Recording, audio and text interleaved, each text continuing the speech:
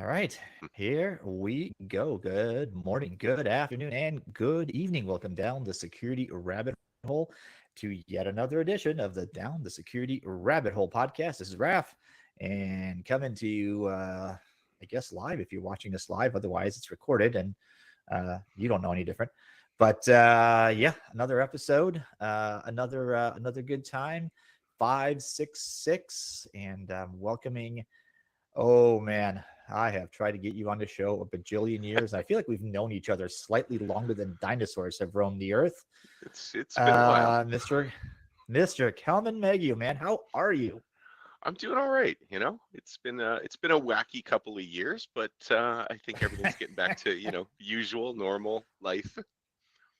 Uh, you've got the Jaws poster behind you, which basically I couldn't quite figure it out until you moved, and then the shark Yeah, showed. that's right. I gotta have my shark. I have a But unnatural fascination with shark movies. yeah, well, Sharknado. Not that shark movie, hopefully. Well, I think it started because my mom took me to the theater to see Jaws when I was approximately 5 or 6 years old. Definitely had an Oh impact. man. See, you had to reveal the fact that you are part. I think you're the president of the Canadian chapter of the Get Off My IP Lawn Club. Uh, Well, thank you. I appreciate that. I am crusty, especially in my older age. hmm. All right, so let's see. Uh, where did I want to start this? I think we were all right. So I think here's a good place. You have been in this industry a long time. Where did you and I first run into each other? Was it Sector a billion years ago? It was probably either sector or could have been RSA slash Black Hat slash, here's the thing. We kept running into each other at all the conferences, Yeah, right? that's right. And I was talking a lot more then too. So I think, we'd sit in Ditto. each other's sessions, and had, Heckle each other. yeah, a couple of beers, a few, well, that's the thing I enjoyed was a debate. Sometimes I say statements or comments just to see how people react to it. I can learn a lot just based on how passionate they are. This tells me Yeah, that this is something important or this is something that's really impacted them. So, yeah, you yeah. were one of those people you could engage with and you weren't shy. You came back. No, I think that's ultimately what made me interesting, and then ultimately kicked me out of the cool kids club at some point is because my opinions are my opinions. I'm not kind of shy about sharing them, and I think that's why we became friends, is because like neither of us really has a filter. I Yep. think the older Yep. we get, the less filter there is, and at this point, I don't think there's any. Short of not cussing a lot, because Yeah. this Yeah. is a podcast. I think I've got no bleeps to give. Right, that's a good thing.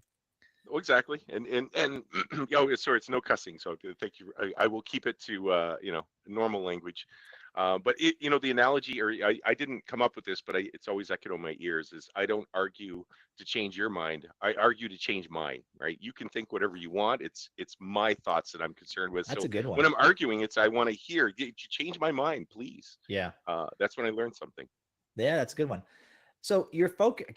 How many years did you spend at Checkpoint? Like 6,000? Yeah, but, somewhere around there. It was about 14, almost 15 years. Yeah.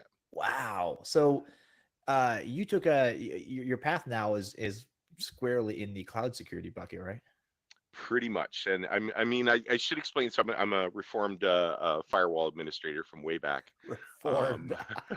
yeah, I just things change, right? Technology change. So part of the challenge I had, and again, this isn't specific to that vendor. All vendors are having this challenge. Was as the migration to the cloud started to happen, I was put in charge of our cloud architecture. I quickly realized that taking our old plans from the 90s and trying to pretend that a VPC was just a DMZ from the 90s and sticking a firewall in there in a software defined network was a bad idea, that it was not helping our customers. And I felt that I need to take a step back in order to view it and see it in a new light, to understand it in a new way. All right, so let's expand on that because I think that's an interesting point. I think I think if you don't take that step back, it's pretty easy to look at the cloud as just a series of autonomous DMZs that you need, like VPCs that you need to put toll Yep. gates essentially right in between. And why not firewalls? So give me your kind of what your headspace is on that model. 'Cause that's a good point to start with. Well, so again, at the time, I was trying to apply, because I very much had the attitude I've heard before. Oh, it's just someone else's computer connected to the network. But it really isn't. There is that. I mean, yes, there's that layer, but the programmatic aspect to it. And here's what really hit me. If I go back to when I first started, so in the '90s, I helped put one of Canada's first banks online, and we had to build a special data center for it. It took 2 years for us to stand up the data center. And it wasn't just me, obviously. There's hundreds of people building the infrastructure, designing it, deploying it, testing it. And 2 years later, we finally got something online and started offering the services. Flash forward to today, with a simple script by myself, I can build that same kind of data center in the cloud in probably less than 45 minutes if I include my coding time, which has actually gone a lot because I have all templates now. But the point was it did shift, and the velocity of change aspect really changed the security aspect to me. And it was, again, if you have a hammer, every problem is a nail. So I realized getting into this, and I'll give you the perfect example when it started to hit me was we started putting firewalls in the cloud, and I used to run around with a presentation going, "What did you do so wrong? You thought you needed a firewall in the cloud?" Because I helped customers put firewalls in the cloud and realized very quickly that my traditional model was broken. I had a software-defined network that could quickly route around me with the guy with the right programming. So it didn't really matter if I put a firewall in there. He would just redesign his service to work through it, around it, hide it, tunnel it. See, things that you can't do in the physical world. Well, exactly. And well, here's the thing I really realized is you can violate the rules of TCP/IP in a virtual network, right? I mean, if you look at your cloud infrastructure, you don't really have a router. That's not really a connection. That's not. It's all running in memory, and you can make some interesting changes on the fly. So I started looking in terms of, well, if I want to say control a traffic flow, do I really need a firewall when I literally control the entire network with an API? Right? Why don't I just change the network with an API if I detect an issue? Why don't I use, this management layer, this API layer to understand it? And this was part of the take a step back and rethink this. Pretend you don't know anything about firewalls. How would you protect this infrastructure?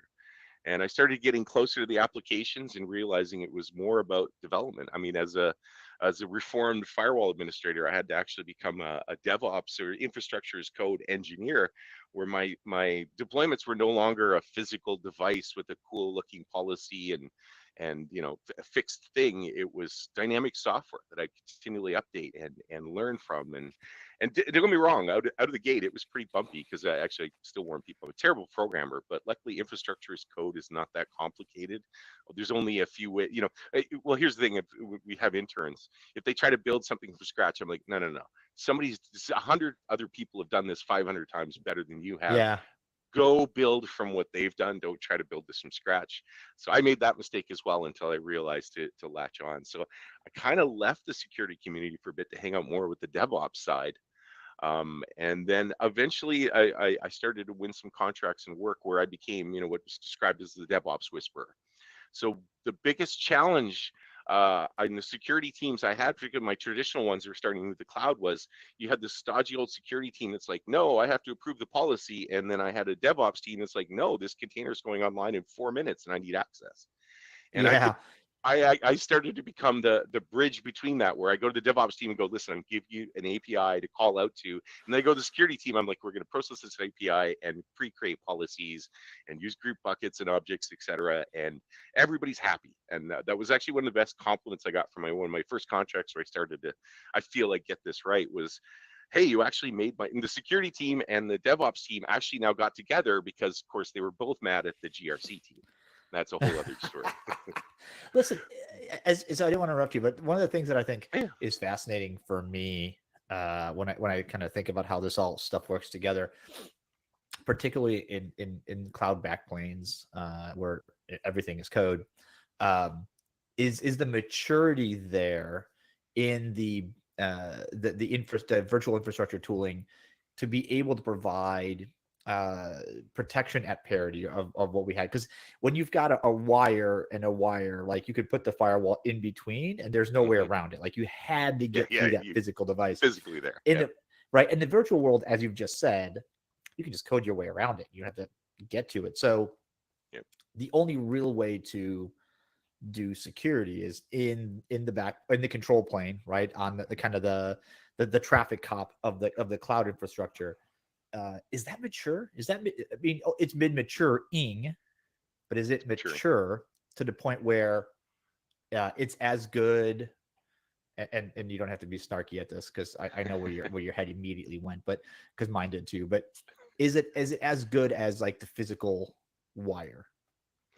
Originally I thought no, because oh God, like how do I control the programming? But with the right, pipelines and processes, actually I feel more secure because Really? now, yeah, well, I'm getting to that place now because, well, here's the thing. I've gotten to the point now where I'm comfortable that I can template the deployment and I know it's safe. But the other part is if I encounter a problem or situation area, I can write custom reactions and controls where my system dynamically adapts to attacks from every end of the application to the network.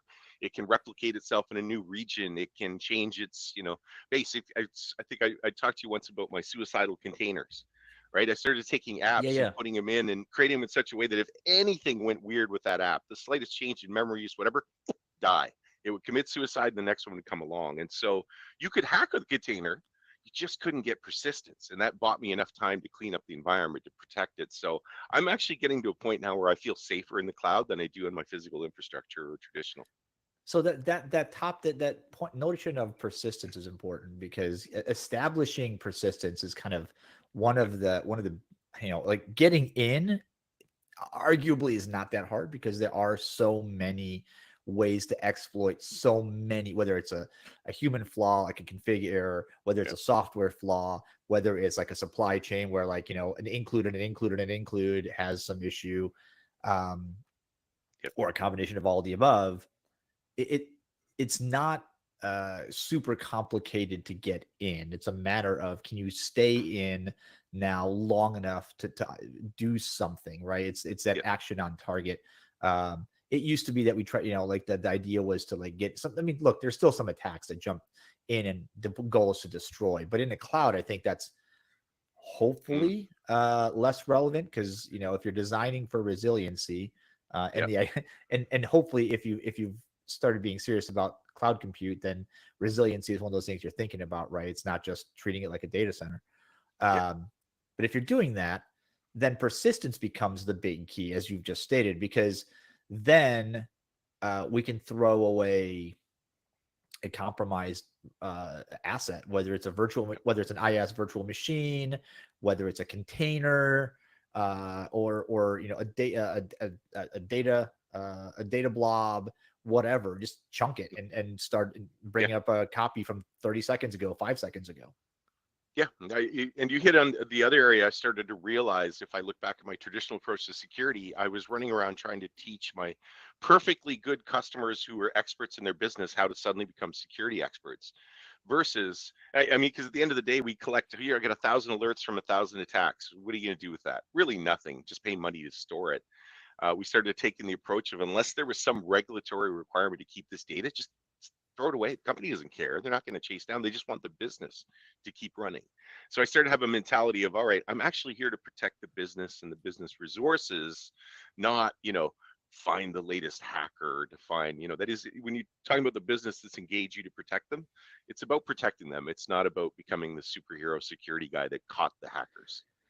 Yeah, I think that's a good way to put it. Like the superhero mentality is something that we tend to want. Everybody Yeah, wants to be, it's the superhero. Everybody wants to be it's double oh exciting. 007. Yeah. It's exciting. The defense is boring. Yep. Beating back, sitting in the trench and beating back the onslaught of attacks is boring. And yet that's the thing that we really need. Like everybody wanted a red team when security became hot. Nobody wanted a blue team. And Yep. we figured out that like, hey, by the way, if everybody does that, then we are in a lot of trouble. We can't have all the non-A players on the defensive side because this is going to go badly very fast. Um, but you mentioned that like between the suicidal containers and uh, the other kind of that's a strategy where you're talking about building an environment out that essentially, I don't want to say self heals, but it quickly recognizes an issue and can reset.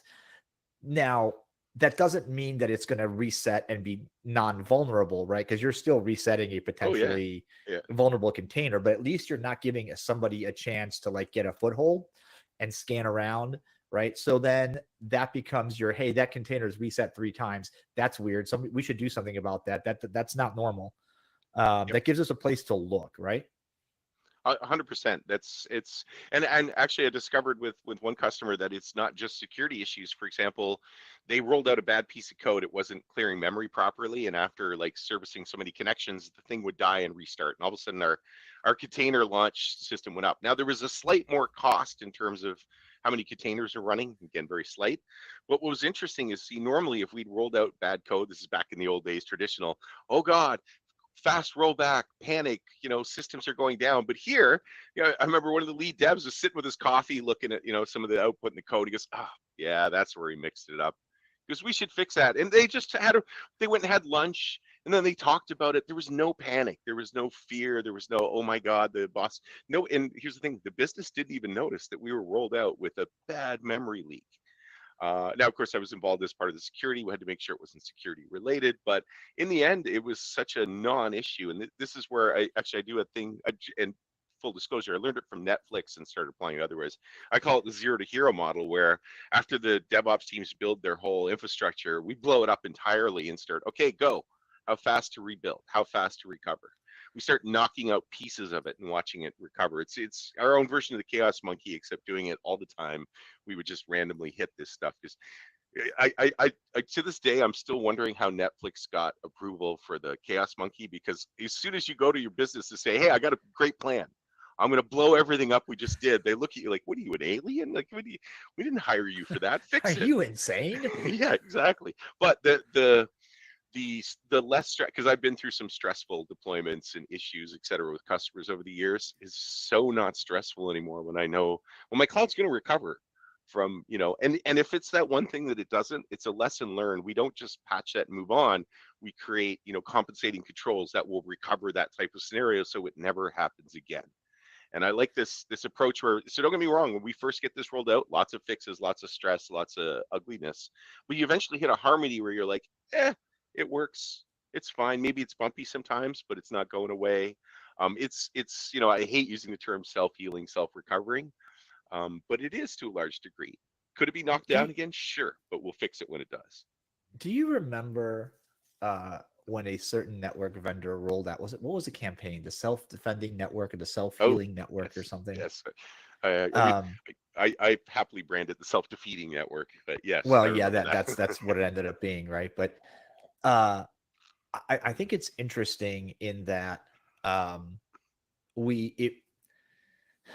right, I'm gonna do my little get off my lawn thing, but I feel like about 75% of the cloud deployments I have insight into over the last decade or so are pull it out of this environment, legacy environment, and literally forklift it, drop it here, and now they're like, okay, well now it's better. You're like, that's not how that works. Yeah. And the other 25 are like, okay, so this was okay, but we want to go faster. Let's take the time to pull it apart. But that's typically an innovation-led move to the cloud, right? Where somebody says, I have an idea how to make this better. The other 75%, the part that's not so successful, is either the laggards in their industry, where they're like, hey, everybody else has moved, we should do this too. Or the CFO tells them, like, I heard cloud was cheaper. Everybody, let's go do that. Right. And so they've and moved it over. But the security controls simply don't translate. Or when they do, it's really not great. Right. Like you said, the firewall, just like, where do you put it? And by the way, there are companies that will offer you a container that is a router that you can, there's plenty of them, right? That you can put into the cloud, and that will be your cloud router. And you have to think about it and go, wait a minute. So if it's all just software, how relevant is that thing? But it's there, and it must be there because people use it. So is that the tail wagging the dog? Like, what's driving that? A lot of the pain points I had, what you describe as a lift and shift, of course, is we wrote all these, requirements and compliance and all Mm, this stuff based on traditional. So we went to the cloud. I literally have somebody there who doesn't understand the difference going, I have to have one of these or I don't meet my checklist. Can you put it in?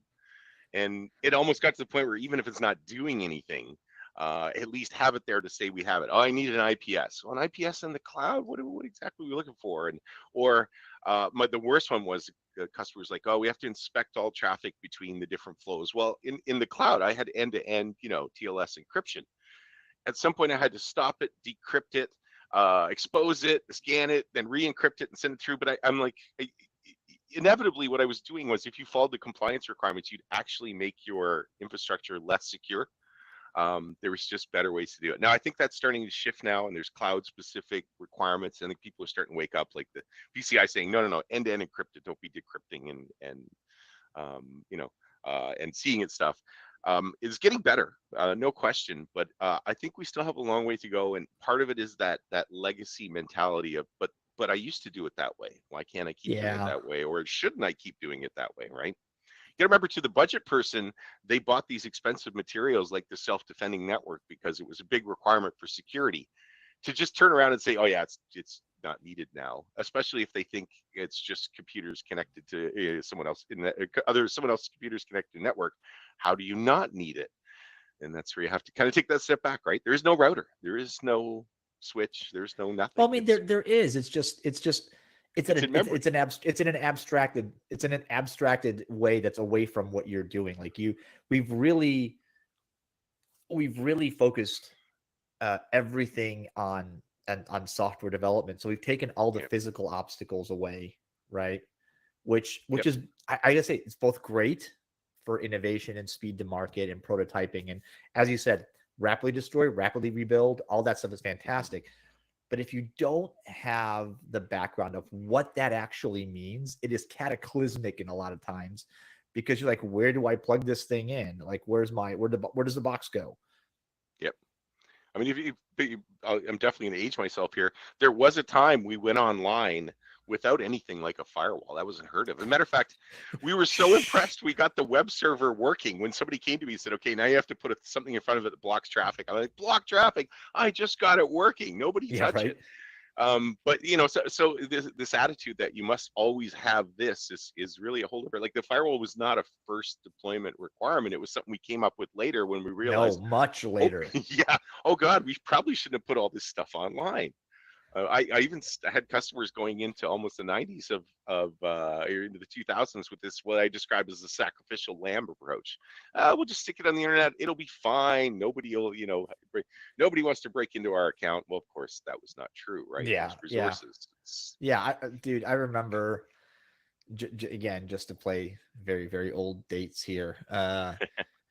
When the only firewall we had was either IPFW on some ancient Yep, Sun system or a packet filter on the Cisco router we had, right? Because it could do that. yep. Um, Not stateful, not really anything impressive. It's just like, hey, only and by the way, if you've kids these days will never understand the pain of IIS2.x Oh God, and trying yeah, to get the web working on those things because I think that for those of us that are old enough to remember, it gives us perspective, right? It's like my kids now, they just pinch zoom and scroll through everything. And I look at it and go, you guys have any idea what it took to get to where you are today, where you're mad at content that you can't just go from your iPad to the TV. And yeah, like I worry though, Kelvin, I worry about as all of this shift happens, that there is a generational gap in knowledge. And here's what I mean by that. Uh, the generation coming online now, and over the last couple of years, understands the cloud world and the abstracted models, and they're not able to look down at like the layers below all the scaffolding that makes that work, right? You and I are from the scaffolding generation. Like we yep, know what it takes. we've configured the switch, we've configured the router, we've configured the infrastructure, the physical box, the operating system that you install the web server on top of, and then install the content into, and then made a Mountain Dew sacrifice to the internet gods to make sure that the thing actually worked together. Kids today are just like deploy. Well, magic happens. You're like, yeah. Do you know how hard that underpinning is? And I feel like there's like this funnel, right, where down here we understand like the zeros and ones, the opcode that makes all those things work, and up here they understand like they're the low code generation where it's like not quite drag and drop, but we're getting there. Like, hey, I need to make a web server, 7 lines of code, there it goes. And we're down here like, hey, that's a lot of C code somebody had the right to make that work. and there's a gap. Oh, for sure. It's funny you should mention that because we've had to change our interview process because, of course, me as an old guy, I'd asked people to, for example, subnet something for me, and rolled eyes. What are you talking about? They don't even teach it. And of course, then it hit me because, of course, when I first got on the internet, if you didn't know your default gateway, your IP, or DNS server, you weren't getting online. Period. Yeah. And now they just plug stuff in. It just works. Nobody thinks about it. I have this vision that, I'll be retired on a beach somewhere and I'm going to get this, the fantasy superhero. I'm going to get this call going, oh my God, everything's broken. And they're going to need someone to go in to just reset an IP address on something. And then boom, the whole system's going to come back up. Dude, we're all there's going to be a generation that won't understand how CIDR blocks work. And somebody will create an overlapping subnet somewhere, and the whole thing will come crumbling, and they're all just going to stand around looking at each other and go, I don't know, why isn't this working? It'll be like that episode of South Park where the Netgear router just needs to be powered off and powered on again. Yeah, we just need to restart something, and and I wonder how much legacy systems are sitting at the bottom of these layers that just waiting to crash, croak, and people are going to be like, the person who stood it up is long gone. Heck, we don't even know it's there. Yeah, it's crazy. And the new world security paradigms, no doubt, are very good to know because the world is changing, and if you don't change with it, then this just leaves you. But I think having a foot at least, or a toe in the way that we did things, are the old ways, the ways of the old ones, the ancients, requires you to have a much deeper appreciation for how everything is connected and works together, and how a packet, how a keystroke here turns into a signal, turns into a request, turns into a packet, goes across the network, some network, virtual or physical, across the globe, comes back to you in the form of an answer. Like, there is a million things and more that can go wrong between here and there. There's a million things that the security, the network, and the software engineers had to do to make that happen. And I think we've lost, at least in a very real sense, a chunk of the appreciation for how much happens from here to there. Yeah, I no doubt. Now, is that really going to impact in the future, or can they route around it with software? I guess we'll find out because, at some point I got to retire. Yeah. And it's kind of interesting, right? Because at some point, the security things, that the thinking that you and I have is going to go, that knowledge is going to leave. Like, we're going to retire. God forbid we leave this earth. And if we don't pass that knowledge along at that fundamental level, I'm not saying there's nobody that knows this, right? Let's not be silly, but there's a decreasing number. And I think eventually you get to this point where, like in the land of the blind, the one-eyed man is king, right? Like, somebody, there's going to be a decreasing number of those somebodies that know the low level programming required, the base level networking and routing knowledge and switching knowledge. And those folks will have that greater knowledge, because a lot of us in security can still write shellcode. A lot of us in security can still go into low level code and disassemble. That's what makes us really good at our jobs. But it's like the other disciplines, I don't know if they go that deep. Do you think like, do your DevOps colleagues still go that deep? So yes and no. But I have noticed, What are you, a and we do hire. politician? Yes and no. Well, yes. So here's the thing: not across the board, right? I get a lot of good DevOps people that are just really focused on that code, and that's all they know. But we've hired an intern recently, who actually a few of them that their ability to understand, and of course what they've learned already because of the access they had, they far exceed my capabilities. Then I have zero concern that they could learn if pushed into that corner, and probably very quickly, faster than I ever did. Instead of years, I imagine these guys, in a matter of weeks, would be able to consume and adapt to it, just because of the Okay. level of information they have, exposure, how fast they can reach out. And so I think there's a side effect here that and again, we don't know how they're really going to react when they go out, but I'm watching these kids operate, and they're operating at a level way higher than when I was their age. So All right. I have hope. I have hope for the future. And again, it's like all things. It's not 100% across the board, but if you look, there's a few stars in there that I have a comfort level that if I was to give them an old router and 30 minutes, they would probably be able to figure that thing out. Okay. Hey, that's a good piece of hope. All right, I'm going to ask you to pull out your crystal ball for a minute, because All right. we go way back into the past, and you've got a good handle on where we are now. 10 years from now, what does this look like? What does our profession look like in 10 years, man? Wow, that's I think our profession in the future looks more like us, just not even low code, just basically telling a machine what things we need and it just spinning it up. I think I'll describe it as we're going to open up computers and the internet to people that don't actually know anything about computers and the internet. So that business guy who goes, I need a database that does this, that processes that helps that, is going to be able to literally say that, and infrastructure in the back end will spit up and give it to him, meaning the high price DBA and the infrastructure guy and all the other DevOps people, maybe not needed as much as you think, or they're probably more relegated to a position of more like a cleanup or a janitor. I think we're That quickly going to make ourselves irrelevant.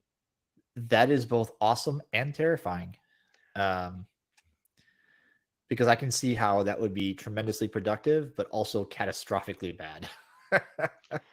Well, I mean, it's I don't know whether it's good or bad, but I really do see it opening up to the point where people that don't know anything about computers can leverage computer technologies for their business, their ideas, their art, whatever it might be, like we've never seen. So the flip side of that is I think humanity is going to produce some amazing discoveries, content, et cetera, because now people who didn't have access to resources, because I describe it as the IT tax, right? You had to pay the IT guy to set this Yeah, up, and you had to pay this person. If yeah, you didn't have enough money, you didn't get those resources. Well, now any business, truthfully, we're almost there now. You have to know very little to use, for example, a G Suite, and you could be running a whole business. yeah. Take that a step further, where now somebody who doesn't even know how to set up a G Suite could just talk to a machine and perceive it as actually human and setting up for them. But I think we're getting there if we're not already there fairly quickly. So now extrapolate that to security. What happens to cyber? Interesting. I think I would say that I had optimism when the LLMs first came out that we may have a new way to manage secrets and protection. But yeah, exactly. If you say the right words, this thing will barf out everything you told it not to say. So I am actually a little nervous of security, in the sense that I don't know how, like, people are going to trust these things because they seem human, and they're going to reveal everything there is about you. I think we're going to have different security problems, not so much people like popping your applications to get in, but just talking to your system's LLM and having it just tell them everything it needs to know. Yeah, And I don't yeah. know, that's a different kind of firewall, quote unquote, if I use the term firewall, because I don't know what that is. And again, I think it's going to be one of those moments where if I'm still working, then I'll have to take a step back and really think about it. At this point, I'm very suspicious of LLMs and how they operate. I was optimistic when I first saw them, and now they confuse and frighten me a little bit. And I don't know that I would ever trust them with secrets, not at this point. Well, it's interesting that you mentioned LLMs, because there's Caleb Simon did a great video walkthrough. If you guys, it's on LinkedIn and it's all over the place. He posted it, but on kind of the large language models and their implications and how they work and some of the fundamentals for a CSA talk he did. And it's really interesting because I I guess I started out, call me a skeptic, right? It's just like, for me, LLMs are not generative, and this is an Adam Conover line, but they're essentially repetitive, or they take other things and combine them. They're not really making new things. They just take A and B and put it together from somewhere else. So they're imitative at best. But then you look at all the underpinning stuff, and you realize that the ways that they are powerful are also the ways that they are weak. And this goes back to that, with great power comes great responsibility thing. We do have great power in the ability to look at analyze and patterns at scale we've never even conceived before, right? To identify new patterns that maybe our brains couldn't discover at that scale. However, there are now many new ways to trick, bamboozle, and simply ask for secrets that are somebody else's, that you really Yep. wouldn't want before. And so, I think I'm like you. I started out as a skeptic, and now I'm just straight up like, oh no, this Yeah. doesn't Well, end well. yeah, I should actually, my wife always tells me I only have one emotion, it's suspicion. And so when I said optimistic, I was like, well, this might be interesting. But I actually, one thing that does concern me about this is we keep using the term AI. So Yeah, I've had to rebrand AI for my customers and the people I'm working with. Is it's actually assisted intelligence, where it's the assistance, you're the intelligence. It will only ever be as smart as you. So if you say something like this LLM is dumb, you need to take a good hard look in the mirror. Um, oh, but I worry about this use of AI and intelligence, and the hype of it, because it gives people a shield to go, wasn't me, it was the AI. But people who really understand how it works go, no, it was no, it you. was you. Yeah, it was definitely you. Yeah, you wrote the code. And It's you. exactly. So the moral implications of that, like you say, it is a lot of power, and either through idiocy or just straight maliciousness. It also gives the power for people to use technologies in very bad ways, to stalk people, to haunt people, to steal data, to rob, whatever it might be. Right? Actually, I don't want to give out ideas, but that but but and then they turn around and go, oh, it was the AI, right? I'll use the electric car. Oh, the electric car ran some over, it was the AI, it wasn't me. No, no, no, no. You get to own that. You don't get Yeah, to shuffle that off and pretend it's some mysterious machine or a science fiction story. And that concerns me, because a large part of the population appears to believe this is actual kind of quote unquote intelligence. And I know that's a cute that's right. story, but I think we're so far from that. I don't even think this technology ever qualifies as that. But Well, so this I think, technology has advanced, uh, outpaced our ability to be able to fully comprehend it. And so the that's Arthur true. C. Clarke quote of anything sufficiently advanced is indistinguishable from magic. I think LLMs for most people are artificial intelligence. It may as well be magic. And that relegates it into this land of like, oh, I'm just never going to understand it. How it's like, no, it's code. It's an algorithm that you feed data into, and it makes patterns. Like, there's Yep. nothing magic about it. And if you look at it critically, it's got just the same strengths and weaknesses as other things have had, just in different ways. So, Hmm. all right. Yeah. Well, I think that's it. We're up on time, man. I Yeah. appreciate you joining me. This has been fun. Yeah. Thank you. It was nice seeing you again, man. Yeah. Even, albeit virtually. I'm hopefully I'll make it out to the next conference. Or are you coming down to come visit us at some conferences in Canada? Always happy to see you. I'm open to invites, man. The Great White North, America's hat. My passport is valid. My what's the what is the oh hell, what's the Express thing you guys have? That's expired for me.